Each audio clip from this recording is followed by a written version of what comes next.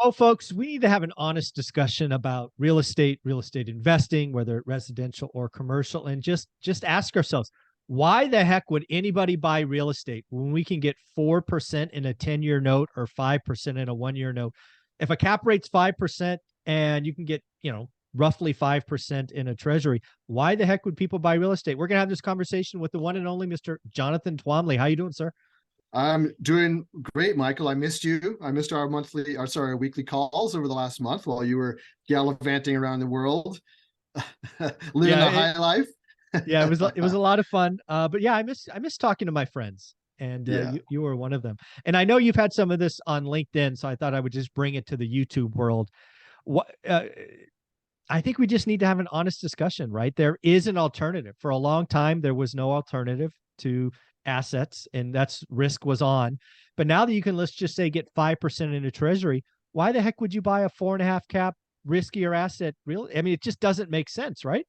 Yeah. I mean, for most people, it doesn't. Now you could, you're going to ultimately get more for the asset, through your hold period, et cetera. It should be a better return than 5%, but you're right. I mean, now what you're seeing is something we haven't seen for 10 years at least, which is a meaningful risk-free rate of return, right? Exactly. We have had, excuse me, there has been really no option, especially for institutional investors, for the last 10 years.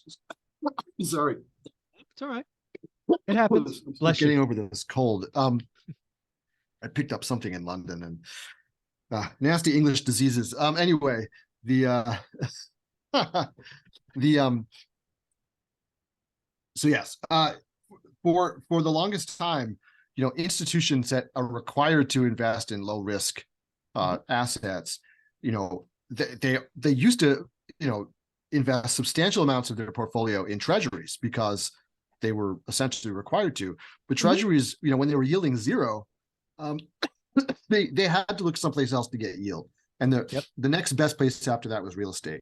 So we've been in this situation for the last 10 years where real estate, and particularly residential real estate, has been, kind of like the only option for a lot of people. And that's why pricing got to be so ridiculous. And unfortunately, even though there were some people, like people who are talking on this call right now, who have for some time now saying, hey, look, what goes up must come down at some point. There's reversion to the mean. A lot of the market convinced itself that low interest rates were here to stay forever. Ironically, some of the same people who a few years ago were pounding the table about inflation, about how these low interest rates are going to cause inflation, well, they started making too much money and they decided not to talk about that anymore. decided not to believe it anymore. Yeah, the money was too good. There was a lot. I mean, you and I, and again, people, the beauty of us is we have a playlist. People can go back years. You and I sold buildings in 2019 because, again, in my market, I think I've said this a couple of times, the cap rate should have been 7.5 or 8. It was 5.5. So I sold. And oh, by the way, they went to 4.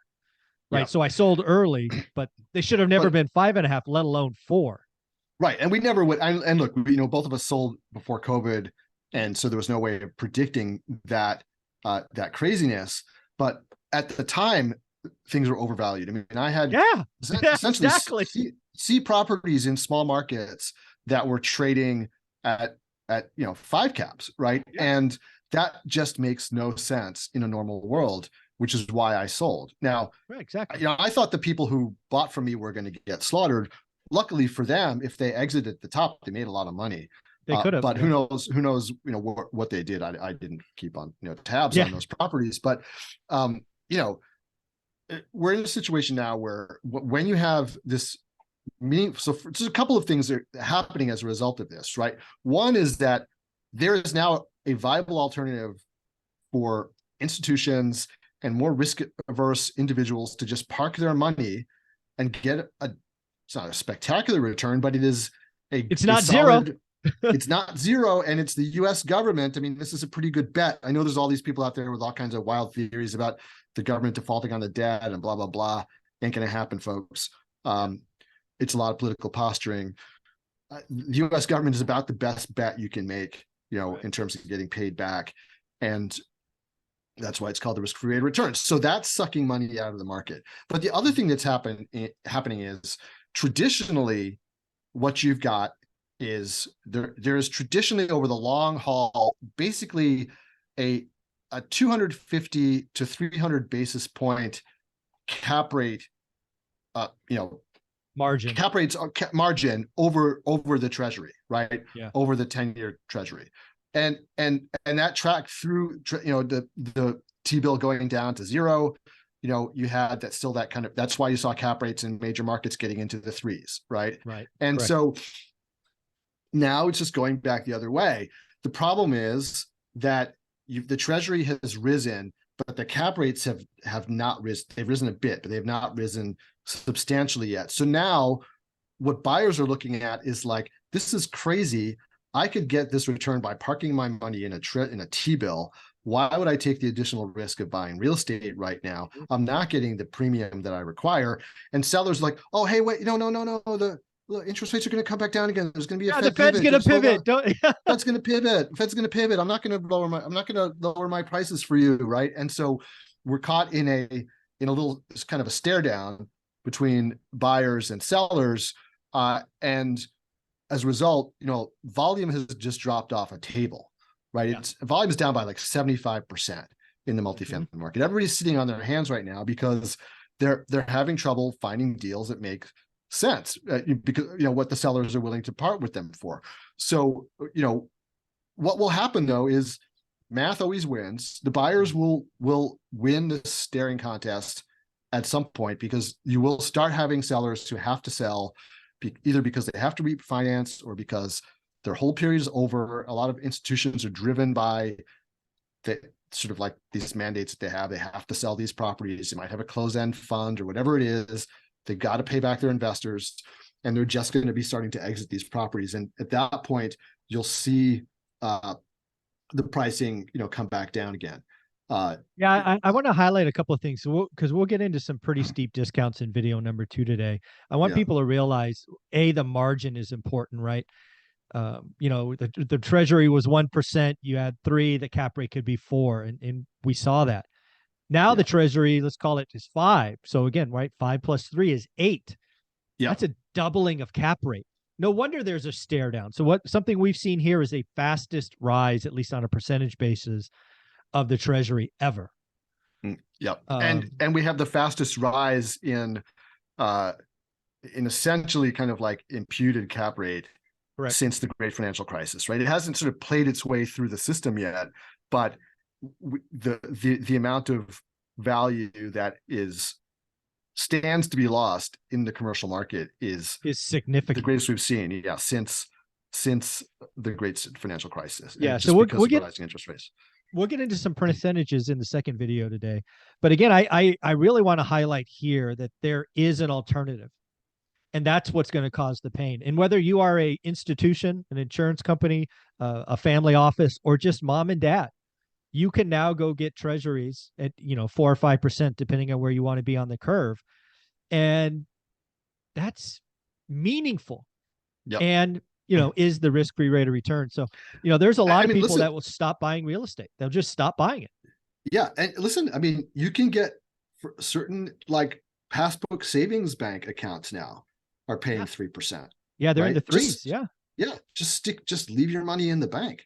Right. And wait for the stuff to roll through. You're not in a hurry. Don't be in a rush. Yeah. So this is creating headwinds right now for the market. So, the other thing too that people should understand about the interplay between interest rates and cap rates, there's something called, so when you get, the reason you want to take a loan on an asset is because you get leverage, right? So positive leverage or positive carry. Your returns are magnified by the fact that you're only putting up 25% of the equity, but you're getting 100% of the return, minus whatever you're paying in interest, right? So, which is great. The problem is when you have cap rates that are lower than the interest rate, you have what's called negative leverage, which means for every dollar of debt you put onto the asset, your return goes down, right? It makes more sense to buy the deal for cash, which, you know, very few people can do for larger assets. So that is also causing the market to just slow down. And when sellers are saying, hey, these assets are still worth what they were 6 months ago or 12 months ago, buyers are going, no, they're not, because I don't want my returns. It's better for me to just stick the money in the bank or in a treasury than to get a negative, you know, get negative leverage on this asset. So I'm just going to wait until you, Mr. Seller, have no choice but to sell at a reasonable price. And that's the key. I mean, it's the same thing in residential real estate. And usually in residential, you don't have those have to sell events, right? In commercial, you have them. It's in the loan covenant. It's in the fund, right? There can be a date somewhere in the future where that owner needs to sell, or I should say has to sell. And then there's price discovery. Exactly. And price discovery is going to be painful for some folks. So we'll get into some percentages in the second one, but I just wanted to really paint the vision that a lot of folks should not buy real estate. If you're buying real estate now and you're getting a 3 cap and you can go get 4 or 5% in a treasury, don't do that, right? At least for most of you. There's still, though, I mean, look, there's still deals out there that, I mean, I'm like looking at a smoking hotel deal at the moment, right? And, but this is, it's not like a distressed deal, but it's a motivated seller, right? And there's a lot of meat on the bone, and it makes total sense for us to buy this asset, even with, you know, and look, for a hotel, you're going to be paying like 8 or 9% interest anyway, right? So, but, you know, so there's still deals to be done out there, but it just takes a lot more effort to find deals that are really working under the numbers that are out there. What I think is key, and again, we could talk about the deal if you'd like, is you need to be working with an operator who is conservative. And I can't argue, you know, 2 guys who sold in 19, which we both did, are conservative, right? So we lost out because, you know, we didn't see COVID coming, all of that, but it's a conservative operator. And really, there's going to be a lot of pain out there. There'll be a lot of people that were only living on fees that are struggling, but there are deals to be made. I did a couple of deals between Thanksgiving and Christmas just to prove I could. They were residential, not commercial. But I'm looking at commercial. I think there's a lot of pain out there. It's just, I think it's going to be a little slower than maybe I thought. So, yeah, I mean, I'll tell you, like, I'm actually very excited about what's happening. It's finally here, Jonathan. It's finally here. I know. And I just want to say, like, this hotel, I mean, I'm putting out like a call for people who want to get on my investor list right now. I don't have this deal under contract yet, so I can't discuss too much detail, but I just want to say, like, I'm so excited about this deal I found, because it validates my entire theory about these small hotel deals, right? Yeah. Where you've got mom and pops who are operating them, who are just done. Like, they're old, they want to retire, and they can't retire unless they sell this asset. And there's not a big right now, with the way everything is going, there are not a lot of people out there who are interested in buying hotels, right? Because they're sort of scared. The problem, I mean, the great thing is that I've been doing a lot of reading on this topic.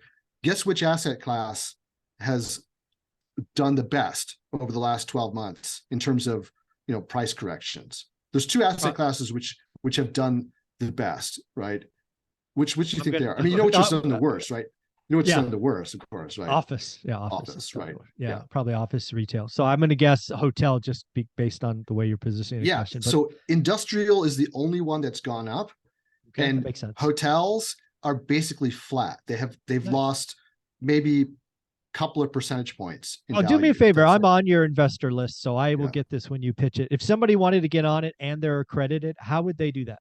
Yeah, so just go to Two Bridges Asset Management, just Google us, and you'll see the investor form right on the website. So just sign up there, and we'll be in touch. But just one more point on this hotel. What you find with these assets is that you've got these mom and pop operators who are doing things the old-fashioned way, and they're taking reservations by hand or over the phone. They don't automate anything. There's no systems. They don't do any marketing. They basically just are kind of like running these assets based on their old customers who always come back, and they're fine because they have no basis in the hotel. They're running it themselves. They can pay themselves $150,000 a year, and they're living comfortably. They're just fine, but they're stuck. They can't take a vacation and they can't retire unless they sell. And so there's a big opportunity here just to go in, even before you talk about modernizing the hotel, upgrading the rooms and stuff, just going in there and turning on the reservation systems and automating stuff and doing some marketing. We found that you can boost your revenues enormously just by doing that before you even get into higher room rates because you renovate the rooms. So I'm really excited about this asset. And I mean, my hotel manager told me the other day, he's like, I have not seen a deal this smoking in a long time. Well, I look forward to seeing it and perhaps being a part of the whatever you call it, the fund or equity or whatever you call it. Jonathan, thank you so much. We will get into topic number 2, which I think will be eye-opening to folks. You ready? Yep. Thanks, buddy.